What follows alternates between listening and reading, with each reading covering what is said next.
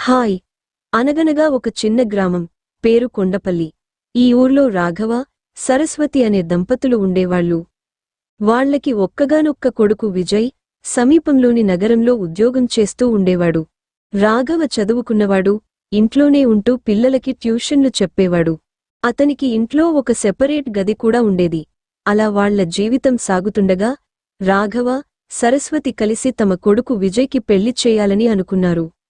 ఈ విషయానికి విజయ్తో చెప్పగా అతను కూడా సరేనన్నాడు. వాళ్లు విజయ్కి సంబంధాలు చూడటం మొదలెట్టి ఒక అందమైన అమ్మాయి సుమతిని పెళ్లికి ఫిక్స్ చేశారు. సుమతి విజయ్కి చాలా నచ్చింది. ఎందుకంటే ఆమె ఫిట్గా, కొంచెం బొద్దుగా, ముద్దుగా, తెల్లగా ఉండేది. ఆమె పొడవాటి జడ ఆమె నడిచేటప్పుడు అటూ ఇటూ ఊగుతూ అందంగా కనిపించేది. అందుకే విజయ్కి సుమతి బాగా నచ్చేసింది. అలా వాళ్ళిద్దరికీ ఘనంగా పెళ్లి జరిగింది. పెళ్లయ్యాక సుమతి అత్తవారింటికి వచ్చింది. ఆమె అందరినీ చక్కగా చూసుకునేది. విజయ్ కూడా సుమతికి ఏ లోటూ రాకుండా చూసుకునేవాడు. వాళ్ళిద్దరూ ఈ కాలం జంటల్లాగే అన్యోన్యంగా ఉండేవాళ్లు. కాని పెళ్లయ్యాక విజయ్ ఉద్యోగానికి సరిగ్గా వెళ్లడం మానేశాడు. ఎప్పుడూ సుమతితోనే గదిలో గడిపేవాడు.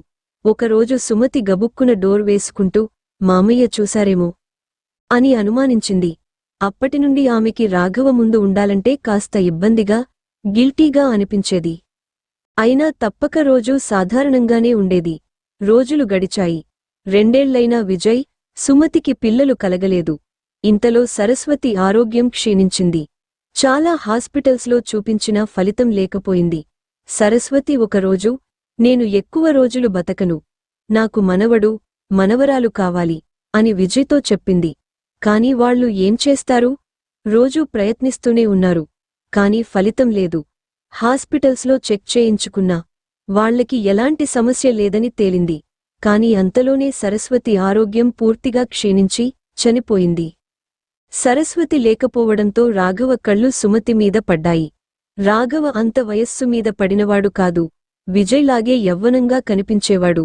విజయ్ కూడా పెళ్లి తొలినాళ్లలో సుమతితో ఎక్కువగా ఉండేవాడు. కాని ఇప్పుడు ఉద్యోగమంటూ ఎక్కువగా బయటే గడిపేవాడు. సుమతిని సంతోషపెట్టడం తగ్గింది. సుమతి కూడా ఈ విషయంలో బాధపడేది. రాఘవ రోజూ ట్యూషన్ చెప్పేవాడు కాబట్టి ఇంట్లో సుమతి, రాఘవ ఎక్కువగా ఉండేవాళ్లు.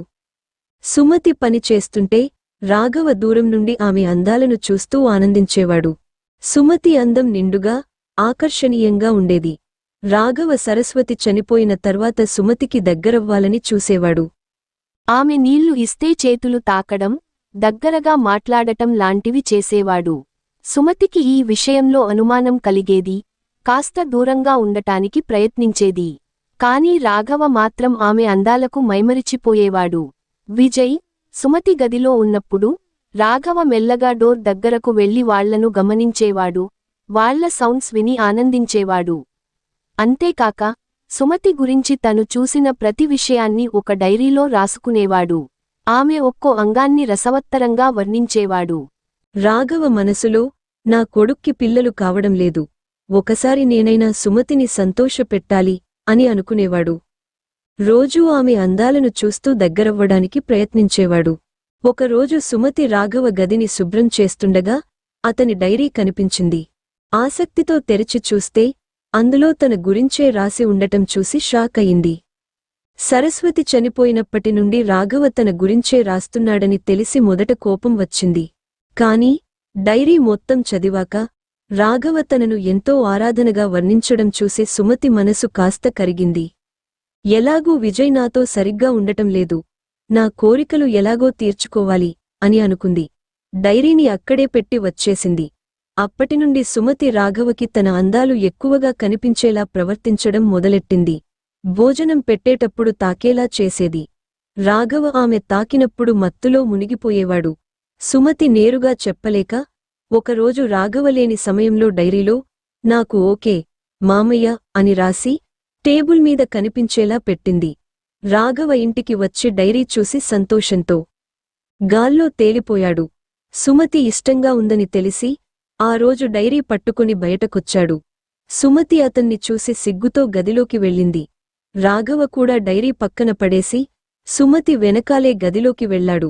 గదిలోకి వెళ్ళాక ఏం జరిగింది? రాఘవ ఏం చేశాడు, సుమతి ఎలా స్పందించింది, అది నీకు నెక్స్ట్ పార్ట్లో చెప్తాను.